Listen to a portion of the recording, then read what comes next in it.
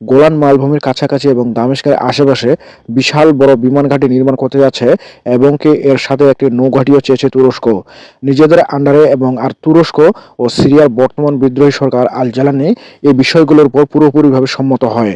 এই বিষয়টির ব্যাপারে তখনই যারা ইসরায়েল একেবারে ইঁদুরের মতো লেজ গুটিয়ে গর্তের ভিতরে ঢুকে যাচ্ছে, যেখানে অনেকটাই দম্ভের ক্ষেত্রে সিরিয়ার অর্ধেক দখল করে নেয়, নিজেদের নিয়ন্ত্রণে নেয়। তখন তারা ওই সমস্ত অঞ্চলের ভিতর নিজেদের সেফ জোন তৈরির কথা ভাবে।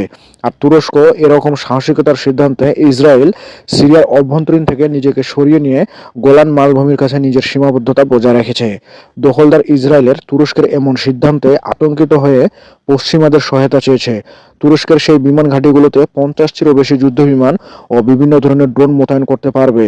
এখন এই 50টির মতো যুদ্ধ বিমান এবং ড্রোন যদি একবার ইসরায়েলের দিকে উড্ডয়ন হয়, সেটাকে আটকানোর মতো ক্ষমতা ইসরায়েলের কখনোই নেই এবং হবে না। তাই এখন ইসরায়েল সেখান থেকে সরে এসে নিজেকে ডিফেন্সিভ মুডে নিয়ে এসেছে।